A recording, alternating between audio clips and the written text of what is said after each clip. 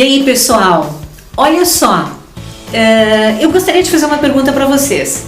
Vocês conhecem o profissional fonoaudiólogo? Tá, e me diz uma coisa, vocês sabem o que é que o fonoaudiólogo faz?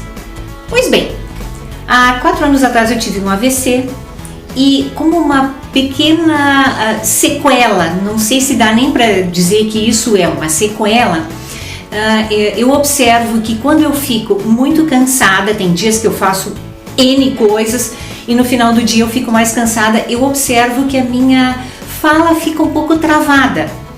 E eu já tinha me comprometido a procurar um profissional dessa área desde então. Só que tu vai fazendo 1 milhão de coisas ao mesmo tempo e a gente vai protelando determinadas coisas que a gente entende às vezes que não são tão importantes, mas são importantes, gente.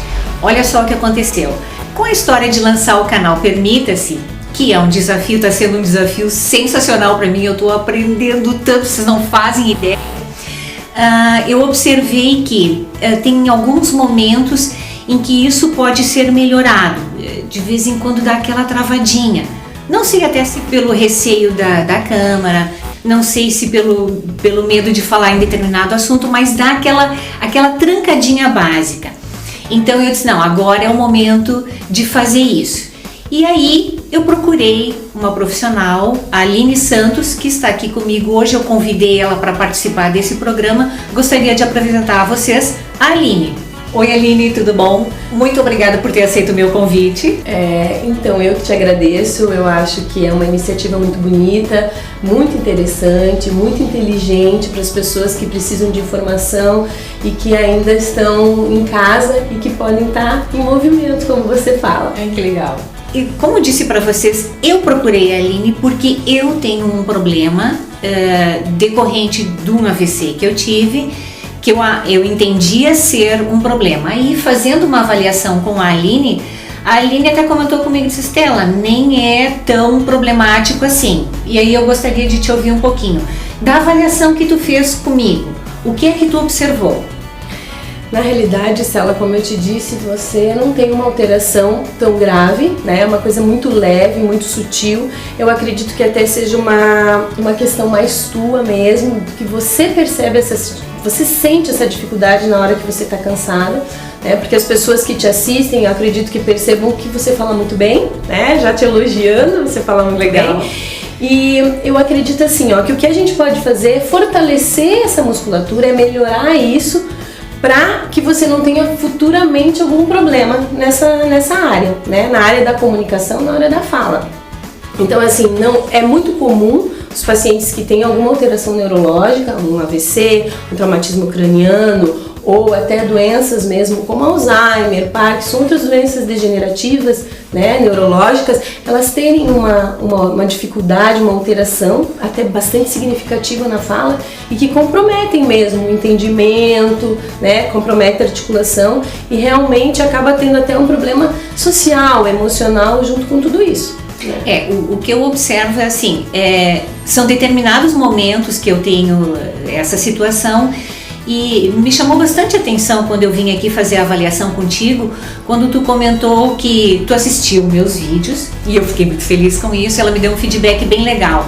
Ela comentou que tem algumas coisas que ela, como profissional, observou que eu posso fazer diferente nos meus vídeos. Normalmente quem procura um fonoaudiólogo são pessoas que têm algum problema decorrente de alguma doença, conforme a Aline já comentou, ou mesmo pessoas que lidam muito com comunicação, no caso de professores, no caso de jornalistas, de palestrantes, que são pessoas que precisam ter uma boa dicção, que precisam saber respirar, e isso a Aline comentou que eu posso fazer nessa atividade aqui. Eu posso melhorar a minha respiração, falar mais pausadamente, de modo a expressar melhor o que eu tenho para dizer e pronunciar melhor as palavras. Eu já estou fazendo o meu exercício. Que bom. Então eu estou achando muito legal. Mas tem uma coisa que tu comentou que também me chamou bastante atenção e que eu acho bem interessante, porque a gente está vivendo uma época em que a gente cuida de várias coisas. esse benefício que eu vou ter fazendo estes exercícios, eles não só vão me ajudar na dicção, na respiração, na pronúncia das palavras, como também vão ajudar a minha musculatura. Então, Estela, a fono, o objeto de estudo dela é a comunicação, né? A comunicação oral, a comunicação escrita, mas a gente abrange algo mais, né? Que é a questão muscular mesmo, a musculatura de lábio, de língua, que a gente chama de oromiofascial, que é o quê? Lábio, bochecha, língua, que fazem parte do rosto e que também, com o passar do tempo, né? A gente já sabe que hoje, a partir dos 25 anos, 30 anos, a gente já começa a ter uma queda na força muscular e tudo, né? Já começa um processo lento de envelhecimento, mas já começa. Então, assim, a fono, ela tem a capacidade de fortalecer essa musculatura, até nas pessoas que não tem nenhuma doença, não tem nada, pessoas normais, né, que vão envelhecendo, nem todas vão ter o mesmo envelhecimento, né, como a questão, por exemplo, da visão. Nem todo mundo usa óculos quando envelhece, Certo. assim como nem todo mundo vai ter um problema de voz, que a gente chama de presbifonia, que é o envelhecimento da prega vocal, porque envelheceu. Isso não é um quadro geral, né, mas a fono, ela trabalha com a questão da alimentação, para que você continue comendo aquele bife mais consistente, aquela bolachinha mais dura, para que você não tenha que modificar, né, a consistência. Exato, você permaneça. Alguns idosos acabam aceitando isso muito bem, acabam fazendo uma carne mais cozida, né, uma coisa mais mole e tal, mas tem alguns que não, que querem preservar esse tipo de alimentação mais firme, que precise ter músculo para mastigar, para que o dente triture realmente a comida. Tá, então deixa eu te interromper só um pouquinho, porque durante a conversa é bem legal. Tu estás me dizendo que se eu fortalecer essa minha musculatura facial, a probabilidade de eu seguir fazendo isso por mais tempo, conforme eu for envelhecendo com qualidade, isso pode se prolongar e pode me dar qualidade em comer coisas mais duras, mais rígidas, com 80, 90 anos. Exatamente isso, exatamente, sem ter o risco de engasgar, sem ter o risco de não dar conta de mastigar aquela carne, aquela comida, com certeza. Porque a gente aprende a fazer isso. Isso, você fortalece a musculatura, né? Você ganha força, como você ganha força física também, certo, fazendo atividade física, certo, e você acaba mantendo esse hábito, falando bem, tendo uma boa voz, porque é tudo muito junto, né? É um conjunto, né? Exato. Então, assim, você faz alguns exercícios de língua que fortalecem as questões de prega vocal também, que fazem com que ela faça o movimento correto, né? Fortalecido, porque a musculatura do pescoço é que faz com que essa voz fique, às vezes, um pouco mais débil, mais baixa. Então, assim, é um conjunto. Se você fizer uma atividade, além de tudo isso, você ainda tem a questão estética, que como você ganha massa, você acaba, né, ganha massa muscular, você acaba amenizando os traços de expressão, né? Olha só. Melhora essa questão facial também.